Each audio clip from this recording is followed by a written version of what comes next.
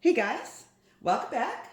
It's Dawn, Vegas Maniac Designs, and today we are going to do a resin coating on this little 12 by 12 bloom that I did. And I'm so excited to see those sparkles and colors pop back up. So I'm going to try to keep this short and sweet. I'm going to cut in and out in different segments because resin coating can be a little bit tedious and you have a lot of babysitting time. So what I'm going to do first, I guess, is kind of go over how I set up to do a resin coat. And I guess I'll just get right to it. So today I'm actually going to be doing a review at the same time that I'm doing a coating on this Magic Resin. And the one I have here is the coating resin. This is what the bottle looks like, and I've already tried the art resin, which is more for molding, making molds, that type of thing. It's a beautiful resin. I love the molding resin. I don't do a lot of molds. However, I'm kind of working into doing some more. So I ended up buying the gallon kit of the coating epoxy. And I have used this on another piece and it came out amazing. Oh my goodness. It just set up so beautiful and so hard that I couldn't even, when I'm done with my resin, I turn the cup upside down and I let all the unused resin coating inside the cup run to the surface and then I peel it off. I couldn't stab that with a screwdriver. That's how hard that resin was. So I don't know if that's a good or bad thing, but I thought it was amazing. But anyway, so I'm going to do a kind of a review at the same time of this new Magic Resin. I believe it is made in Canada and shipped into the US, but I'm not 100% sure on that, so don't hold me to it. I ordered mine from Amazon instead of directly from the company. Going forward, as I order the larger kit, I will be ordering directly from the company. You still get the free shipping, you still get the same great service, but it was just a quick purchase thing for me. So anyways, getting right down to it, I start by making sure my resin is room temperature. So I get it out of the closet that's colder. It's on the north side of the house. The night before at the very latest, and I let it just kind of sit on the counter and get to room temperature. I make sure my home temperature is right around 72 degrees ish. Any warmer than that's too warm for me. So yeah, around 72 is pretty ideal for the work itself and then the cure time. And the next things that I have, of course, the object that I'm going to coat. I have something to prop it up on. I try to keep these cups under the edge so I don't get any pooling at the cups on the back of the piece. I usually have a couple of cups that are the same size so that I can measure my resin. Or I have a couple of silicone cups that are, right now they need to be cleaned out, so I didn't have them ready for this process. But they have measurements on the side, and those are super easy to use. I've done resin for a long time, so I know how to eyeball how much I'm going to need for this piece. However, if you're new to it, use a resin calculator and make up what you need, plus maybe like an ounce extra just in case. So yeah, I just use basic plastic cups, wood stir sticks, craft sticks. I keep a spray bottle of 91% isopropyl alcohol handy. I make a stack of paper towels that I then squirt down with the 91% alcohol. Let it soak through all the layers just so that I always have one handy when I need one. My torch, I thought I brought it down. Maybe I didn't. I don't know why it would have wandered off, but I'll find it when we get to that part. But anyhow, so gloves, absolutely, at least a couple of pair of gloves.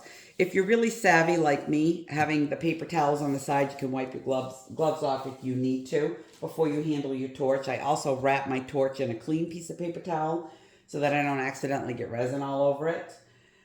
What else do I need?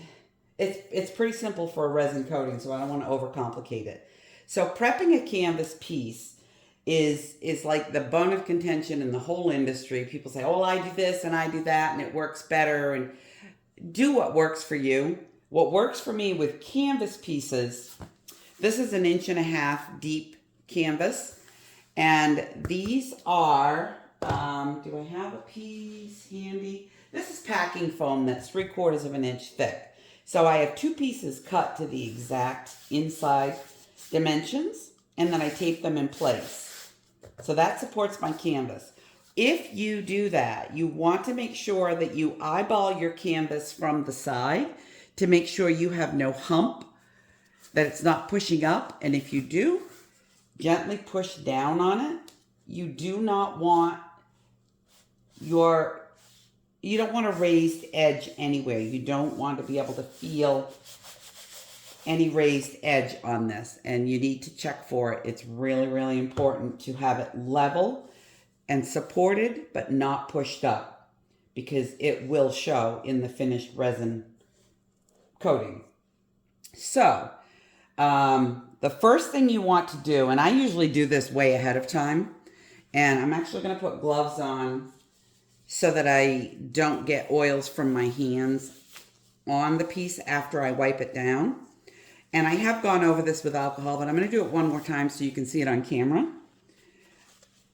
Lightly damp, not soaked. And you just quickly want to wipe over the whole piece, sides, wherever you're going to put resin. And I will tell you, this softens your paint, so you want to be quick about it, and it will pick up some color. Usually the first pass picks up more than that. It's kind of what has, for lack of a knowledge of a better word, is it sort of effervesces a residue on the top, and that's what you're wiping off. So that is important. Just that quick once over with high concentration alcohol, just to remove any oils or anything like that. Before I did that, last night, I actually wiped this down with warm water with a little bit of dish detergent, Dawn dish detergent on it. I wiped it down really, really quick. And then I took a clean cloth, wet it, and wiped off the soap and let it air dry overnight. It doesn't have to sit that long to dry. An hour maybe, and all the water will be out of it. And then that once over with the alcohol will finish drying it out. And you end up with a fresh, clean surface. And you do not want to touch it after you've done that, unless you've got gloves on, because you don't want to transfer any oils. You don't want any opportunity for anything to be left on the surface of your piece before you put resin down. It needs to be very, very clean and sanitary. And you also want to shut off any airflow that might blow over your piece until you get it to the point where it's actually starting to set and it's perfect and you don't see any occlusions or anything dropped in it, any hairs, anything like that. So I'm going to pause the video and mix up my resin, and I'll be back. So I have my resin all mixed up, and this is a 1-to-1 resin. So 1 part A, 1 part B. So equal amounts mixed together. Most important of all is mixing. So I've mixed this for the full 3 minutes plus some extra time, just because I do want to start to feel a little bit of warmth in this cup before I dump it on the surface to be coated. And why I do that is because I know it's going to thicken up really quickly. That's the hope. And that has been the case with the Magic Resin. So I want it to start to thicken a little bit so it's not quite so runny, because I don't want to lose all of my resin down over the sides early in the game. I want to keep as much of it as possible up on the top and have it slowly move down over the sides. And I've got some tricks for getting those smooth sides and a nice smooth bottom without having to sand or recoat or any of those things. So I'm going to show you those as they come up. So again, mix, mix, mix, mix, mix. Scrape all along your sides and bottom and mix some more. So this is thoroughly mixed. And I don't have any warmth in the cup yet because it's only been about 6 or 7 minutes since I started mixing this. So just gonna let that set for a second. What I have mixed up for this 12 by 12, this is 1 square foot plus the depth of the side. I have mixed up 5 ounces of resin. So 2.5 ounces of part A, 2.5 ounces of part B. That gives me a little bit extra if I need it. I'm going to pour some or all of this. Oh, it's the ice cream truck. Can you hear it in the background? So just pour it in the middle. Yeah, and it's going to take this whole cup. Don't scrape your cup. That's how you get sticky spots and uncured spots, especially if you're not going to use your hands to spread that resin. Don't scrape your cup because the chances of picking up some unmixed resin are pretty huge. I'm just going to let that sit there so as not to waste. And see how white that is? That's full of bubbles. And I'm going to show you how to get rid of those really quick before we get started. That's about it. Not much in there. And then I just put my cup upside down and that'll be a throwaway, so I'm not worried about that. So that doesn't look like a lot of resin, but it actually is more than enough resin for this whole piece. So I'm going to torch the bubbles, but I'm going to do it really quickly. I don't want to get it super hot. I just want to warm it up a little bit so that it moves smoothly with my hands. And don't start your torch right over your piece. Start it off to the side. And that's just in case there's any air or dust inside your nozzle. You don't blow it right out into your resin.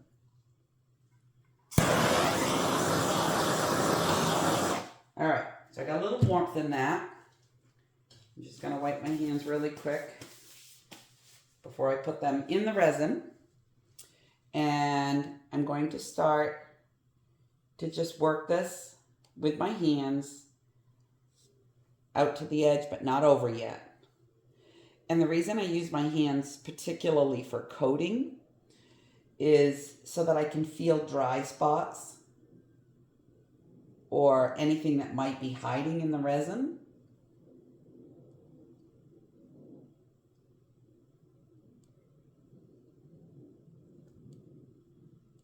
I'm just getting right up to my corner and greasing it really well.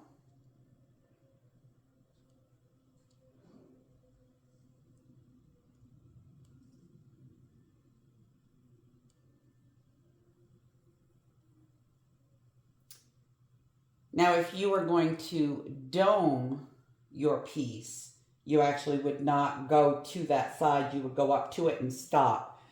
Resin likes to go where resin has been. If you do not touch your sides, it won't go down over the edge.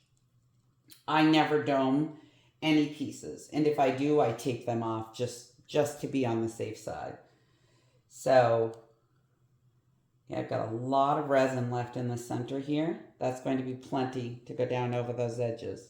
So now that I know I have a pretty even coat over the whole surface, I'm going to hit my corners and fill them in really well.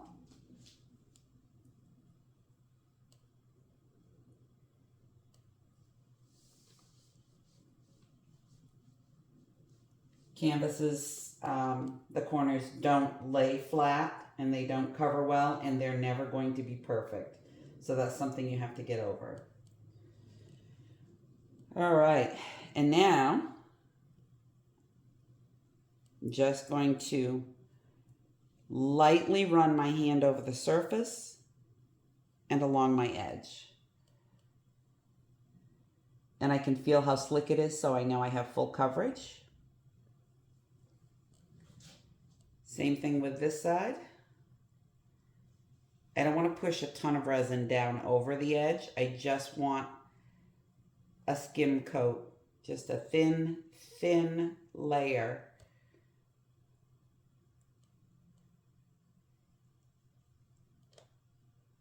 And I don't want to feel any drag or dry spots.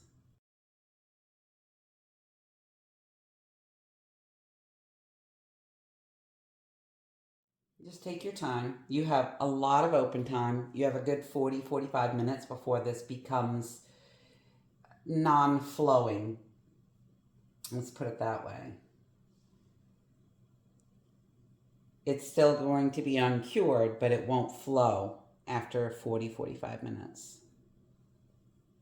So you do have plenty of time. Just take your time. So there, everything is coated and it's begun to drip. With the drips, this is the part you have to babysit. I'm just going to run my fingers along that edge underneath and get rid of any excess.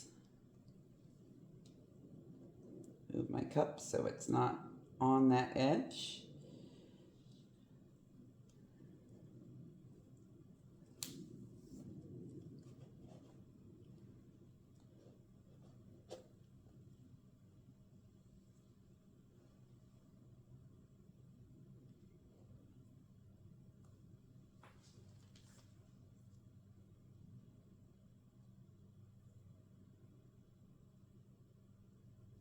And all I want to end up with on the underside is just a thin coat of resin. And one of the tips that I'm going to be showing you is how to get that without the drip marks. And without the ripples on the sides, all that fun stuff. If you've ever worked with resin, you've dealt with. We've all been there. All right, I'm going to take a look at this. You want really good light, and you want a movable light source. So for me, I do this downstairs in my dining room so that I can walk around the table and look at the resin from every angle so that I can trust that it's going to cure blemish free. So again, I'm using one of my pre-moistened alcohol paper towels to get the bulk of the resin off my finger, off my gloved hands, because I want to keep using these. So I need to clean them really well. And then fresh piece of paper towel to wrap around my torch now that I have residue of resin everywhere. And I'm actually going to walk around the back side so the light is coming across so I can actually look at and see what's popping.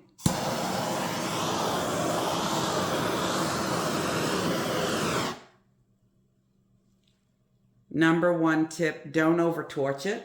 If you see a bubble that doesn't pop in the first pass, it's probably not a bubble.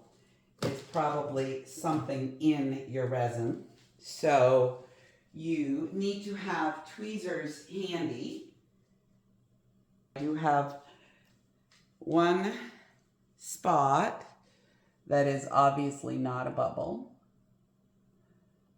I'm just going to carefully try to pick it up. And at this point, you can actually get right into that resin and not have to worry about it not smoothing back out because it's freshly laid on there.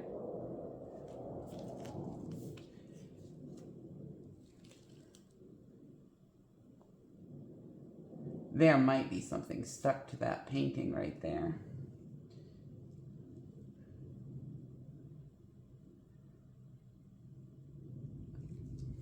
And you can bet it's going to show up glaringly obvious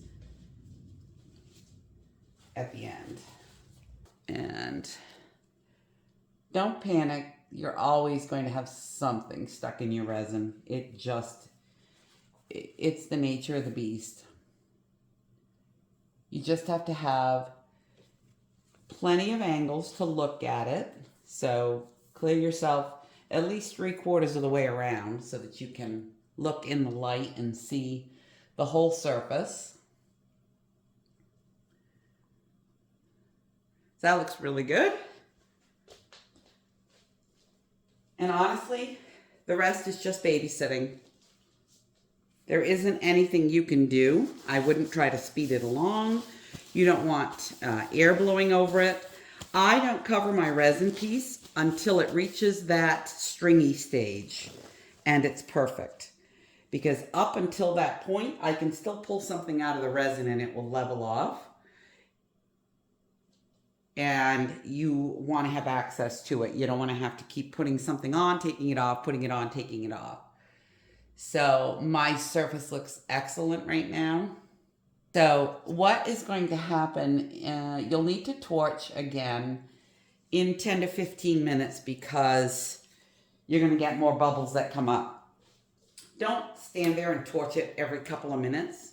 That's not serving any purpose. It's over thinning your resin and running the risk that you scorch your resin. So don't do that.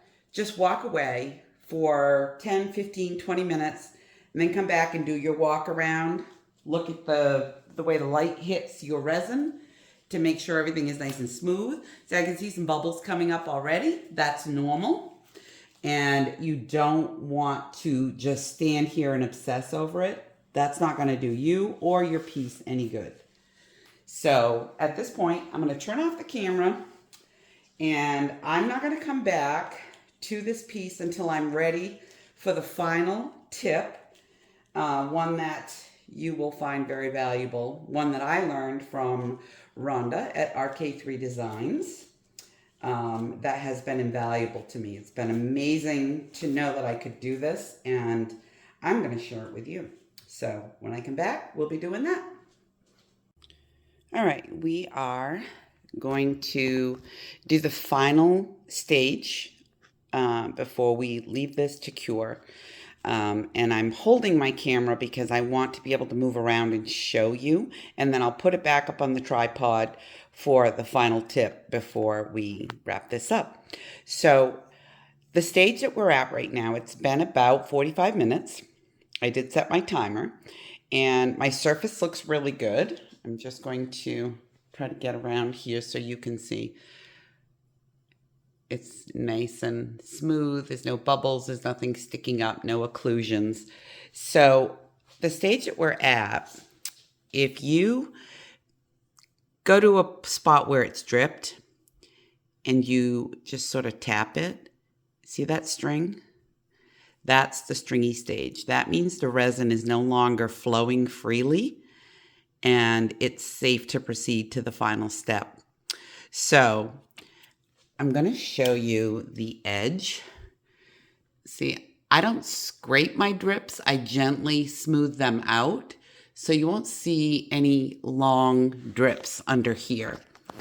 And that's what if you're looking to get a resin coating on your under edge to be smooth, don't scrape. Just smooth it with your finger, with a glove on, of course. And then we'll move on to the next step. So hold for a moment. I'm just going to pause this and put it on the tripod. I will say this Magic Resin does not have a lot of residual odor as some other resins that I've used in the past. So that's another thing I'm really, really happy with about this resin. But definitely follow all the guidelines as far as protecting yourself from any chemicals you might breathe in, anything that might get in your eyes, what have you. All of the safety procedures come with the instructions with your resin. They're there for a reason. Read them. So, final step here, and this is a little tip I learned from RK3 Designs, Rhonda. For those edges, now, you need to have a good light source to check this. You may not be able to see it just by walking around. So I just have one of these LED light bars and I pop it on and I just look for any rippling or anything like that on my sides that may not look good once it's cured. Now my sides look really, really good, so I'm not going to fuss with them a lot. However, that's not always the case, and sometimes you don't see everything. So the tip I have for you, and I'm just double checking my cups here really quick to make sure that they're underneath, sitting on the tape, not the edge and not the foam. I need to be able to access that entire under edge.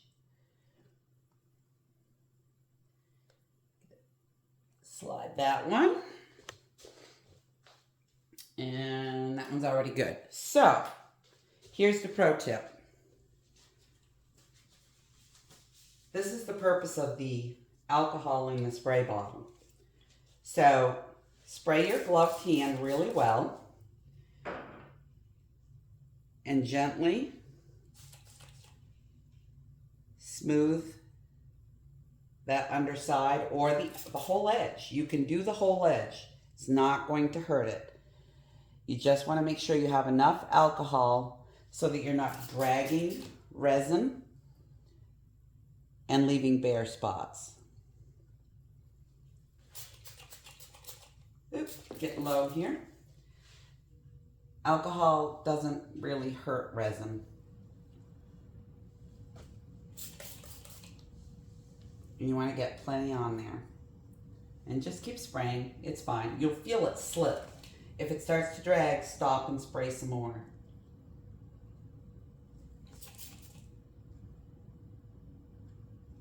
So don't press hard, just smooth. That's all you're doing. If you've got drippy sides, same thing.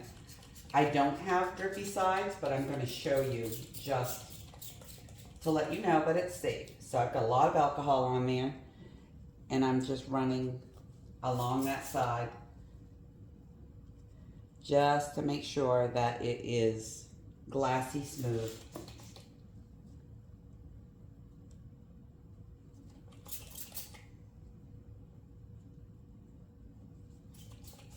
You're not looking to move that resin. You're just smoothing it.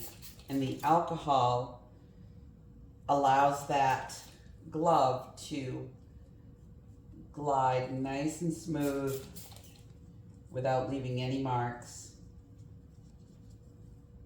You actually want your glove dripping with alcohol as my sleeve is rolling down into it.